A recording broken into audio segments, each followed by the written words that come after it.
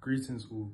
Today I'm going to speak briefly on the necessity for scholar activists to engage in genuine decolonization of education in order to facilitate planet repairs and liberation movements across the globe.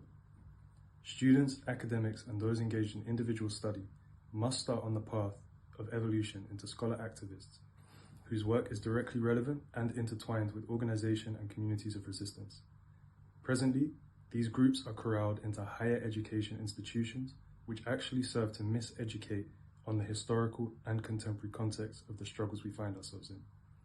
These institutions, which bring people from all over the world into a single geographical location, are set up to ensure that international connections do not escape the campuses or threaten the existing global capitalist order, which continues to exploit, expropriate, and eliminate communities of resistance in the global south and diaspora on a daily basis. We must reconcile with the fact that departments within these institutions which focus on or engage with studying Africa, Latin America, and Asia were founded to help further the colonial and imperialist missions of Western nation state and corporate forces. These forces have not yet been defeated and continue to exploit the global south through extractivism every day. Therefore, we must also determine that the function of these institutions also remains unchanged. So the first question that rises to those with immediate access to these institutions, students, staff, and faculty. All academic work they engage in must relate to the immediate needs of our communities and serve towards planet repairs.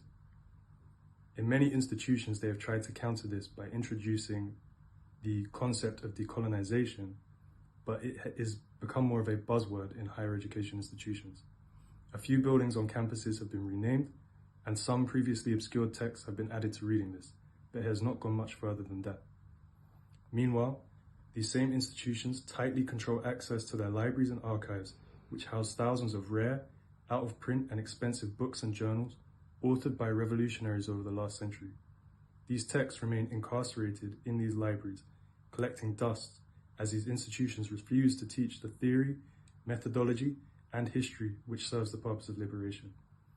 The task of the scholar activists with access to these libraries is first to liberate these books and make accessible and obtainable the knowledge within them for oppressed communities globally.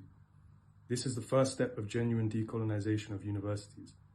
The knowledge must be returned from where it came.